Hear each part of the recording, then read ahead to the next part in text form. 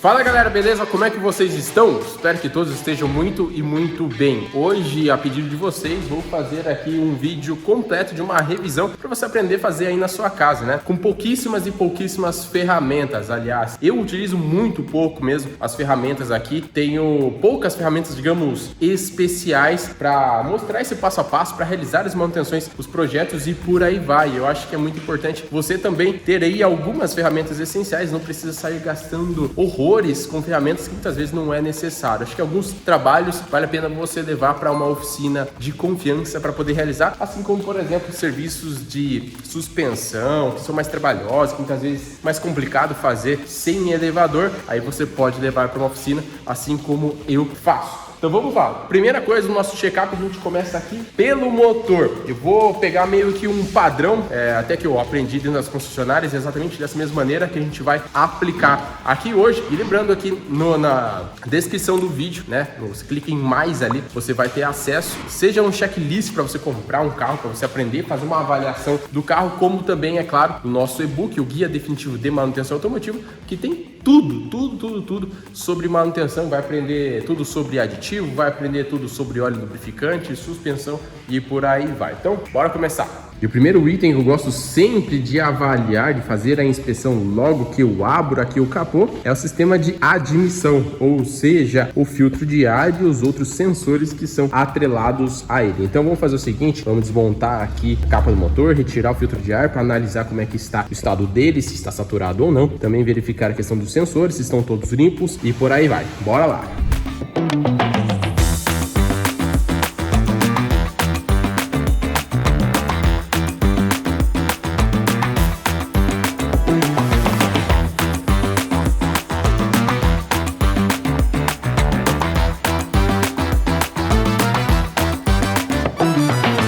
Bem galera, então começando aqui para falar para vocês sobre ferramentas que vocês devem ter em casa. Na verdade é uma recomendação aí, acho que seria o básico, né? Eu particularmente vejo que se você tiver uma maleta de ferramentas como essa aqui, que é o que eu tenho, uma maleta de 110 peças, e aí você vai escolher a marca que você mais gosta. No meu caso aqui é uma marca da Wonder, né? É uma maleta de ferramentas que, se não me engano, essa aqui já saiu de linha, só tem uma maleta maior que essa, mais de 110 peças, mas com ela aqui eu já faço praticamente 100% dos serviços aqui que eu mostro para vocês aqui no canal, de manutenção, cara, tudo.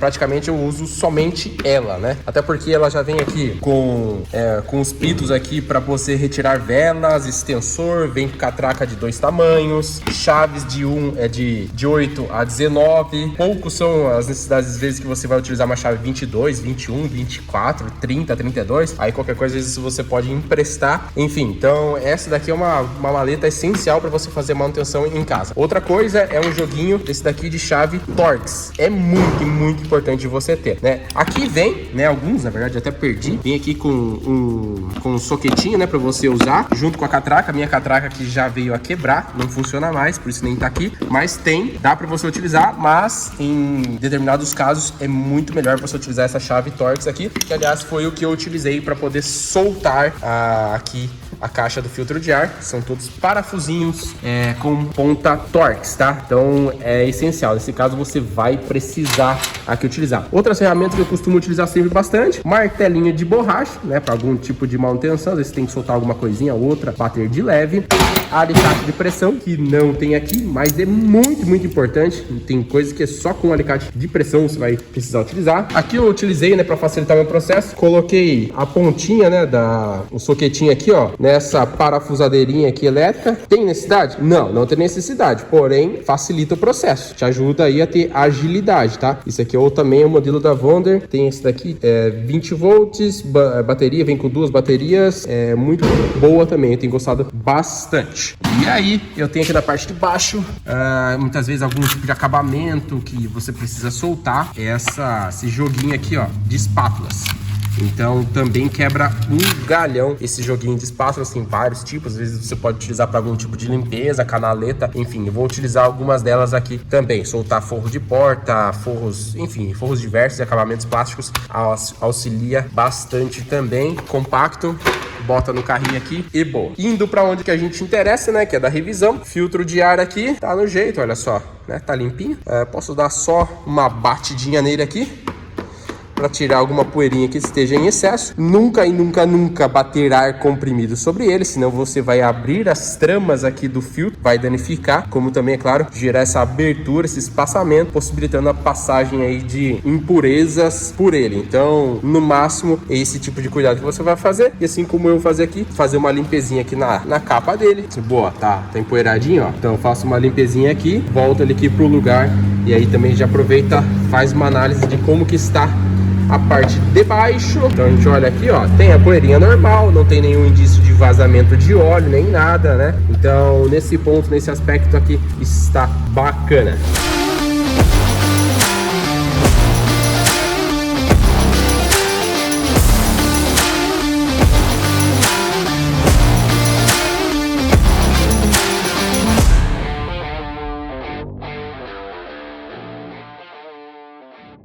E só para poder falar para vocês aqui uma coisa em relação à periodicidade, né? A troca do filtro de ar, ela é condicionada muito ao tipo de ciclo qual você faz com o seu carro. Se você anda muito na terra, muito na cidade, enfim, a qualidade do ar onde você está convivendo. Se é uma região metropolitana que tem muita poluição, se é uma região que é mais próxima à zona rural, ou seja, tem muita poeira, mas é colocado em média 10 mil quilômetros, basicamente para você realizar aí na maioria dos carros que tem essa periodicidade, a troca do filtro de ar junto com o óleo lubrificante, né? Mas, dependendo do caso, você pode estender, né? Dependendo da condição com qual você está andando. Você vai trocar com 15 mil ou com 20 mil. Eu, particularmente, gosto sempre de antecipar essas manutenções. Se deixar com 20, troca com 15, mesmo que ele esteja... dê ainda uma condição a mais de rodar. Poxa, 15 mil quilômetros com filtro de ar é bastante tempo, né? Ainda mais um elemento aí que é relativamente barato e ele proporciona tantos benefícios. Economia de combustível, durabilidade do motor, performance e por aí vai. Agora, então, como eu disse para vocês, em relação aos sensores, feito aqui todo o encaixe aqui do filtro de ar novamente, retirei aqui o sensor MAP aqui da turbina do Up TSI, né? Então ele vem aqui, na verdade vem aqui a entrada de ar do motor, ele puxa o ar por aqui, vem, passa pela caixa do filtro de ar, o filtro de ar ele retira então todas as impurezas, filtra o ar em si, vai para o compressor da turbina, onde ele é pressurizado, e aí sim então sai por aqui para vir até o intercooler. Nesse caso aqui é um WCAC, que a gente chama de Water Charge Air Intake, né, que no caso seria o intercooler que tem a refrigeração por água, né, ele utiliza da água do arrefecimento para reduzir mais a temperatura aqui do ar que vai para o motor, para ir novamente para a admissão. Então aqui você tem o sensor, e é muito comum que você tenha ali às vezes, seja o óleo lubrificante que sai dos gases do blow-by, né, que evapora, o óleo lubrificante que acaba evaporando do funcionamento normal aí desse motor, ele acaba sujando o sensor, gerando então uma diferença na leitura aqui do sensor, tá? Então aqui, pela câmera talvez não dê para vocês perceberem, ó, tá vendo que está um pouquinho meladinho, né? Óleo em excesso pode indicar problemas na turbina, por exemplo, né? Uma turbina que já tem folgas, tem desgastes e está possibilitando uma passagem excessiva de óleo lubrificante. Mas uma pequena quantidade é completamente normal, como eu disse, é o próprio funcionamento do motor, os gases do respiro do motor. Então a gente vai fazer uma limpeza com limpa-contato. Então basicamente eu vou pegar o meu limpa-contato e vou fazer a aplicação aqui sobre o filamento do sensor, né? Retirar essas impurezas, dou uma chacoalhadinha aqui, né? Para retirar o excesso e também auxiliar na evaporação aqui e retirar até mesmo de impurezas que possam permanecer no sensor aqui. E aí vale a pena falar, né, que tem gente que gosta de fazer esse tipo de serviço com descarbonizante. Não é recomendado, tá? Até porque o descarbonizante ele pode ser muito agressivo ao próprio sensor. Tem descarbonizantes que não são indicados para esse tipo de limpeza. Então utilize único e exclusivamente o limpa-contato. Ele é o mais indicado para esse tipo de limpeza, tá? Ah, posso passar WD-40? Não pode passar WD-40. Posso passar desengripante? Não, desengripante também não. Posso passar óleo de peroba? Não, óleo de peroba não. Só limpa-contato, galera. Beleza? Só limpa-contato.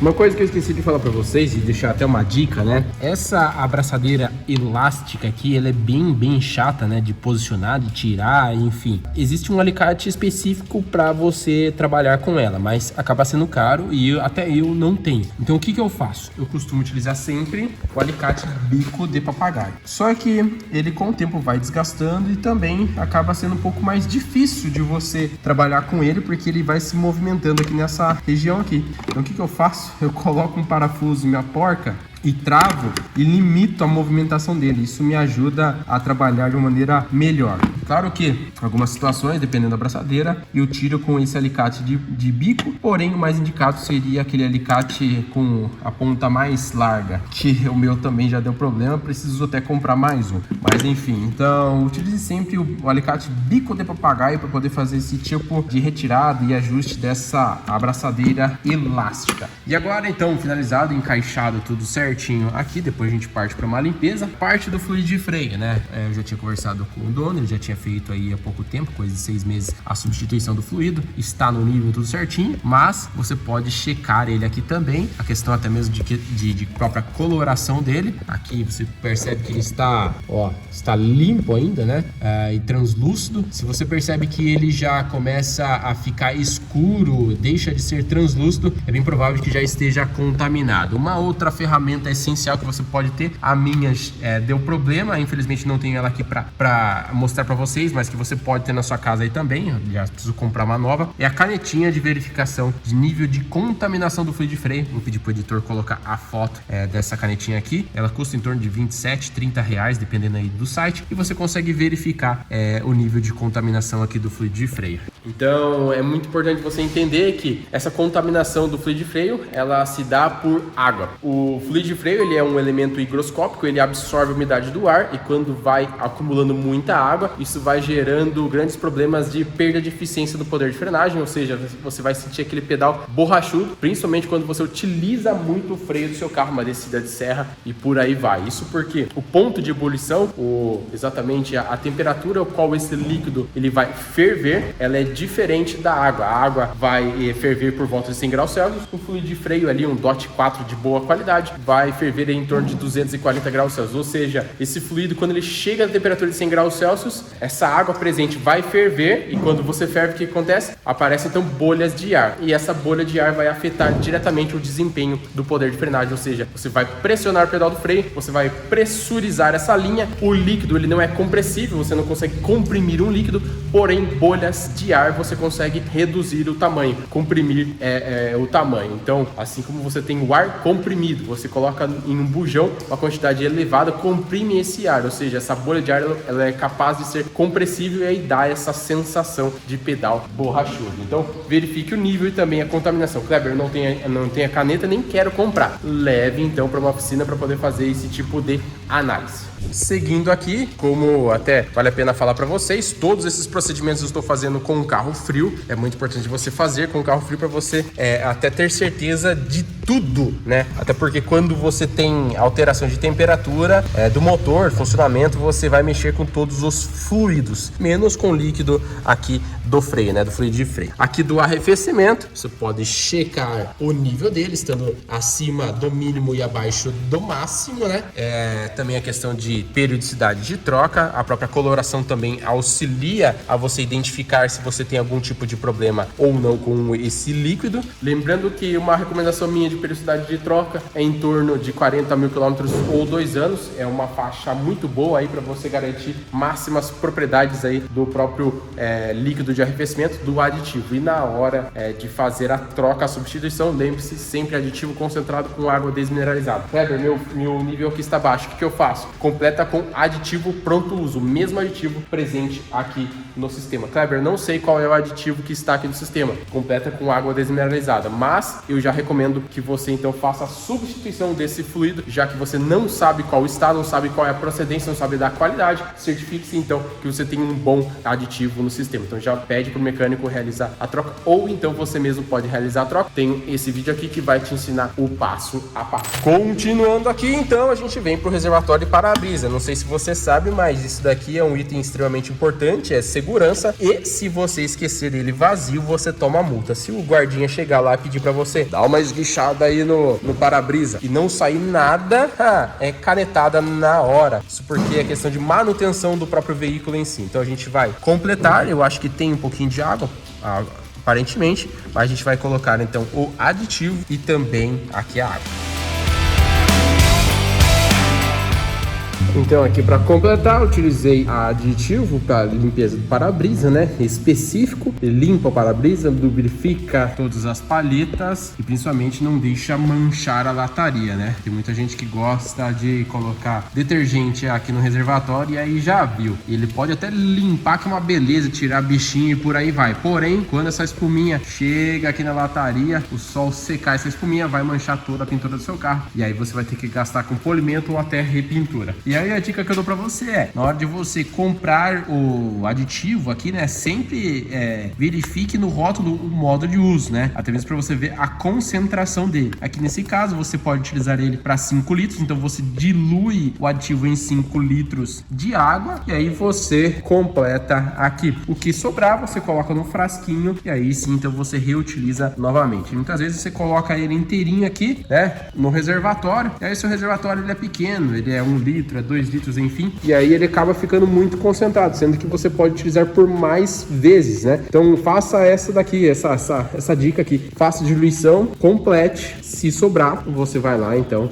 guarda no frasquinho para você ir completando da mesma maneira que você faria com o aditivo do sistema de arrefecimento. Então, seja inteligente nessa hora. Bem, então, já verificamos a admissão, filtro de ar e sensor aplicado a ele. Vimos aqui o nível do arrefecimento, e aí um outro ponto importante, é claro, é sempre você verificar o cofre em si, verificar se você tem pontos de vazamento, de manchas do líquido de arrefecimento, né? Por isso até mesmo é tão importante você usar o aditivo, porque ele vai te auxiliar na identificação de possíveis vazamentos, né? O corante do aditivo serve para isso, para você diferenciar dos outros fluidos que você tem aí no seu carro, né? Então, nessa hora de checar, verifique todos os pontos no cofre do motor. Também você pode verificar na parte de baixo. Completamos aqui então o líquido do para-brisa, vimos o fluido de freio. Vamos agora então fazer uma análise aqui então da parte elétrica. Então a parte elétrica que eu falo é não somente a questão da própria bateria em si, mas é claro também, como eu sempre reforço para vocês, às vezes você viajou para um lugar aí que era estrada de terra, tinha muita vibração, pavimentação ruim, né, gerou vibração, você pode ter diversos conectores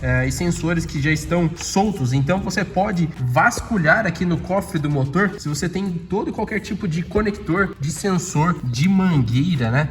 Se ela está solta, está presa, enfim, é muito importante você fazer esse tipo de check-up. Vai olhando, dá uma olhada em tudo, até na questão das próprias lâmpadas, ver se está tudo encaixadinho, tudo certinho. Às vezes você tem uma luz da injeção acesa que é provocada exatamente por um conector, por um sensor que está mal encaixado ou que se soltou devido a essa vibração. E aqui na nossa bateria, novamente, também é esse ponto de você chacoalhar aqui, você verificar se o borne está bem acoplado aqui, se o polo da bateria não tem nenhum tipo de formação de zinabre, né, que é aquele pozinho esbranquiçado, esverdeado que fica. Olha os dois lados, opa, tá tudo certinho. Também na caixa de fusíveis você pode verificar tanto aqui na caixa que fica aqui no meio externo, como no interior também, possíveis formações de zinabre. E aí você pode fazer algo tanto preventivo, como é claro também, eu gosto sempre de falar que isso é algo para auxiliar de maneira até corretiva diversos problemas, né? Você vai fazer a limpeza aqui da sua bateria, seja com uma água quente, né? Você pode fazer uma limpeza com água quente, que ela vai auxiliar na remoção de todo e qualquer tipo de oleosidade que acaba se formando, que pode impedir principalmente a passagem de corrente, como também com o próprio limpa-contato. Eu já costumo utilizar mais o limpa-contato. Então faz limpeza de contato aqui dos próprios polos da bateria, da caixa aqui, e depois a gente vai fazer a aplicação de uma graxa siliconada.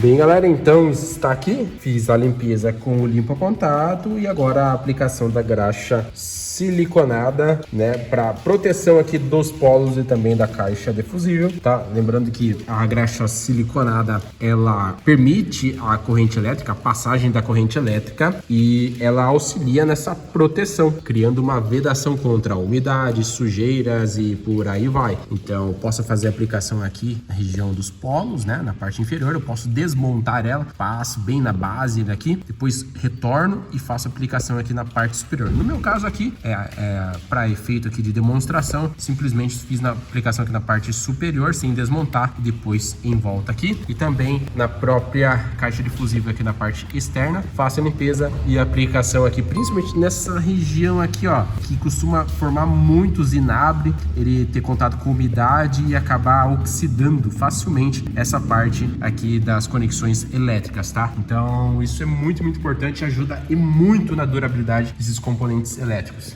E pra galera que não sabe, né, a graxa siliconada ela é muito utilizada para quem faz off-road, seja com carro, seja com moto, motocross, trilha e por aí vai, porque ele auxilia exatamente nesse ponto, né? Você passa nas bordas dos sensores, no conector em si, aí ele cria essa vedação contra a passagem de água, né, não gerando falhas, né, perda de interrupção de sinal, de corrente e por aí vai. Então, galera que usa muito moto, né, passa inteirinho nos conectores, nas chavetinhas do manete da moto ali, para poder fazer trilha, colocar na água sem ter dor de cabeça. Então, fica essa dica aí que ela é excelente. E por fim, daí sim, então a gente vem para poder checar o nível do óleo, né? Então não tem segredo, basicamente você vai puxar a sua varetinha, você vai limpar ela aqui e verificar e retornar aqui para verificar qual que é o nível que ele está. Então vamos lá. Então tá aqui, retirei, fiz a limpeza e aqui está então o óleo, né? Eu tô medindo dessa mesma maneira aqui, né, com a vareta deitada, porque eu não consigo segurar e dar foco nela da maneira correta, mas o certo é sempre você retirar a vareta e manter ela na vertical.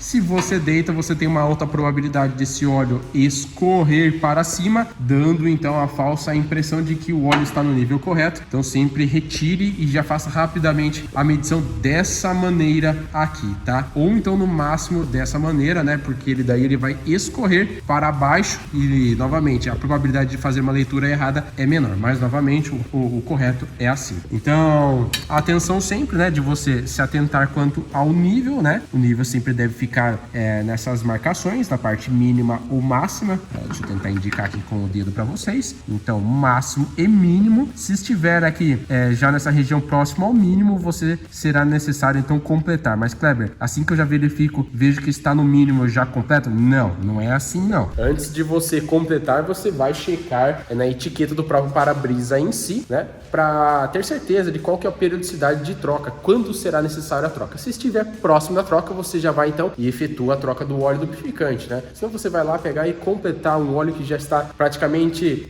com todo o seu pacote de aditivos já exaurido, já não está mais na sua alta performance, então você simplesmente já efetua a troca. Lembrando que o consumo de óleo lubrificante é completamente normal, ele vai ser mais elevado no período de amaciamento do motor, seja ele 0 km ou então seja o motor retificado, é completamente normal, e o consumo depende de inúmeros fatores, como é claro, a questão de manutenção que você faz aí no seu carro, adulteração de combustível e também os próprios desgastes. Então, se o óleo estiver acima do máximo, aí é um grande problema. Você pode ter danos no catalisador, falhas, alto consumo, vazamentos de óleo lubrificante, porque isso aumenta a pressão internamente do bloco do motor, forçando juntas e retentores e por aí vai. Então é importante você sempre manter entre o máximo e o mínimo. Se está na metade, belezinha. Se está abaixo da metade, aí então é necessário completar, mas como eu disse, antes de completar, verifica a etiqueta.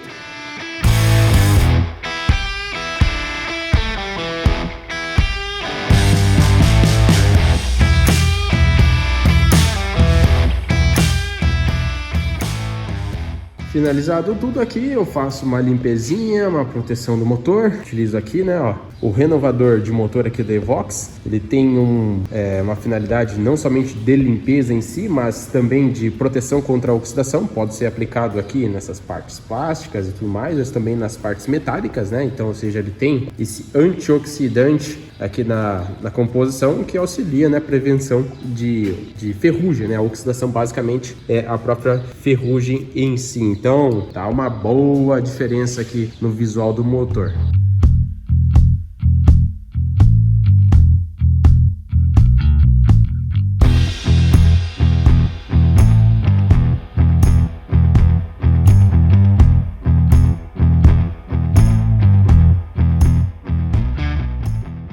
finalizado aqui a parte do motor, eu venho então para a região das rodas, para poder fazer uma inspeção aqui, seja na questão da suspensão em si, como principalmente nos próprios freios, né? Fazer uma análise de como que está o desgaste, seja do próprio disco, como também das pastilhas. E aqui nesse caso, a gente já tem um desgaste bem elevado, a pastilha está bem gasta, é necessário aqui a substituição. Aliás, se você quiser aprender como fazer a troca completa aqui da pastilha, confere esse vídeo aqui, eu tenho passo a passo aqui para vocês. E na parte da suspensão aqui, a gente sempre faz uma análise, agora tá um pouco escuro aqui a imagem, mas basicamente a gente sempre faz uma análise para verificar se tem pontos de por exemplo, de vazamento de óleo lubrificante, se a suspensão ela tem sinais aí de algum tipo de desgaste na região aqui das coifas. Deixa eu pegar a luz.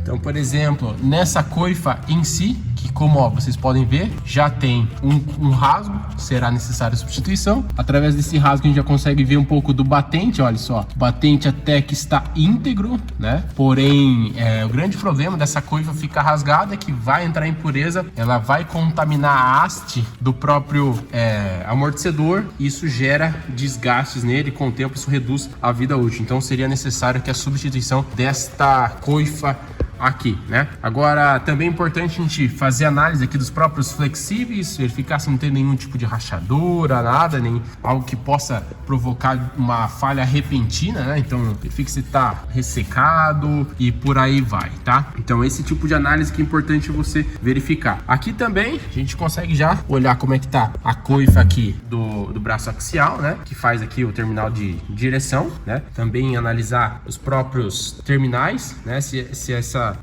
região aqui de borracha que faz a proteção aqui do terminal esférico se também não está rompida, não está amassada. Se ela estiver amassada, você já consegue entender e saber que você tem problemas, e provavelmente você já tem aí folgas, né? Porque também quando ele amassa já é um sinal aí de desgaste, e também o fato de estar rompida essa borracha. Novamente, entra a sujeira, entra a impureza, gera um desgaste elevado aqui nos terminais, tá? Tanto aqui como você pode observar nas partes de baixo com os próprios pivôs, né? Então aqui a gente tem o pivô, também analisar isso daqui. Aqui a gente já olha também, olha lá no fundo lá, a bucha da barra estabilizadora. Aqui a gente, perceba que eu movimentando um pouquinho aqui e você já consegue ver uma certa folga. Então seria necessário aqui a substituição dessa bucha aqui da barra estabilizadora, né? Porque ela já tem uma certa folga, provavelmente na hora da movimentação ela vai gerar algum tipo de ruído, um toque-toque. Por mais que seja mínimo, isso daqui ele interfere na própria suspensão, porque vai gerar vibração, e essa vibração por si só vai afetar todos os outros componentes aqui da suspensão. Então faz uma análise completa de tudo, até a coifa da homocinética. Olha só, aparentemente está tudo certo também com ela. Então tenha esse tipo de análise aqui com essa parte da roda. E aí uma coisa importante, né, que eu não falei para vocês na parte de cima, ele tá mexendo no motor, mas também é importante você verificar a periodicidade de troca do óleo do câmbio, principalmente se for câmbio automático. Saber quando foi realizada a última troca, se está próximo de você realizar. O câmbio automático é muito importante você manter em dia, né? Os especialistas sempre apontam como a cada 5 trocas de óleo do motor, você faz uma troca do óleo do câmbio automático. Claro, mas meu carro é câmbio manual. Da mesma maneira, você pode seguir da mesma maneira, e lembre-se que a troca de óleo é uma manutenção preventiva. Se você já tem problemas no câmbio do seu carro, seja ele automático ou manual, não é uma troca de óleo que vai resolver, tá? Então entenda isso. Se tá pesado, se tá ruim, enfim, se já tá apresentando algum tipo de falha, não é a troca de óleo que vai resolver. Então sempre faça ela de maneira preventiva. E só um ponto que eu estava esquecendo de mencionar para vocês em relação às próprias pastilhas, né? É importante você sempre fazer a verificação da pastilha do lado do motorista, porque é a pastilha que sofre maior desgaste, tá? Então a inspeção deve ser sempre da pastilha do lado do motorista, tá? Então atente-se sempre a isso. Se você conseguir fazer a verificação sem retirar a roda, excelente. Mas se o seu caso uma roda for muito fechada, ou então for roda de ferro, então retire para você fazer essa inspeção aqui. Bem, e da mesma maneira a gente vai partir aqui para o eixo traseiro. No caso aqui desse carro em específico, ele é feito o sistema de freios com lona, né, com o tambor. E aí a gente faz a inspeção completa dele aqui para verificar como que tá o estado de desgaste das lonas, se tem algum tipo de vazamento aqui no cilindro de roda ou burrinho de freio, como você queira chamar, cada um chama de um jeito aí também. Verificar como está o desgaste aqui do próprio tambor em si, ver se não tem nenhum ressalto muito elevado, quantidade de sujeira que acaba se acumulando, né? E também aproveitar já para poder fazer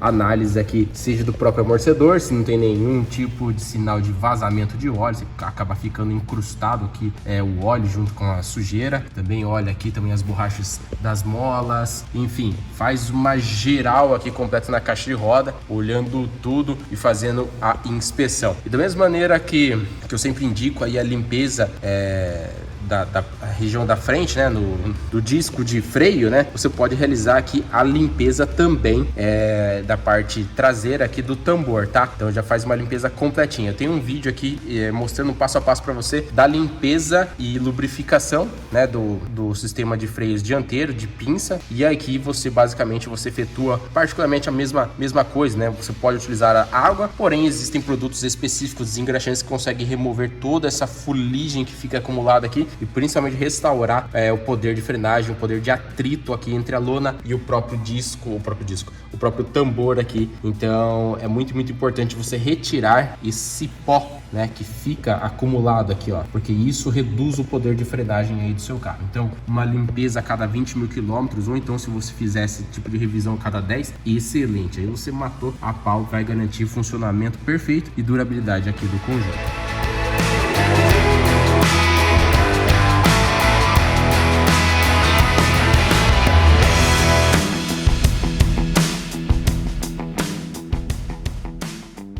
E aí, finalizado então a inspeção lá atrás, lá é muito importante, então aí você fazer um check-up completo em todas as luzes aí do seu carro, certificar que não tem nenhuma lâmpada queimada, não tem como. Guarda gosta de canetar nessa hora, vê uma lâmpada queimada, seja aquela luz ali da lanterna, aquela lampadinha pingo, né, que é muito conhecida, muita gente consegue acabar colocando aquelas lâmpadas de LED, né, enfim, então faça esse check-up aí nessa hora, nessa revisão aí, aliás, é um padrão, por exemplo, de concessionária. Finalizado toda essa parte, e aí então eu vou ir para a parte de portas, canaletas, fazer lubrificação e tudo mais. E aí a gente já começa a encerrar o nosso processo aqui de revisão do nosso carro.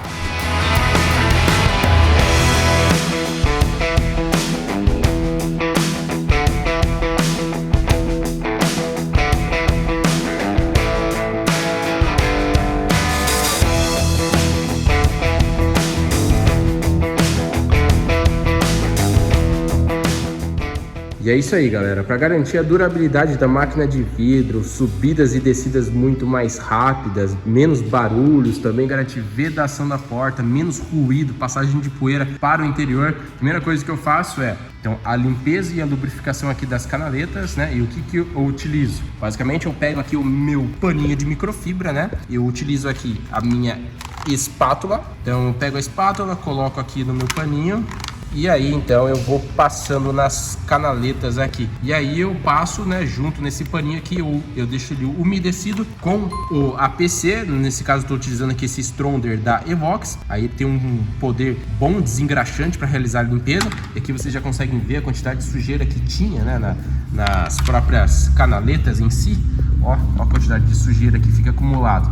E aí tudo isso aqui gera atrito, gera ruído, gera mais força sobre a máquina de vidro e aí acaba reduzindo a vida útil, ela acaba aquecendo e quebrando. Então é muito importante, antes de lubrificar, você limpar, né? E aí depois, na lubrificação, tem duas maneiras de você realizar, né? Da concessionária nós tínhamos, digamos, duas opções lá.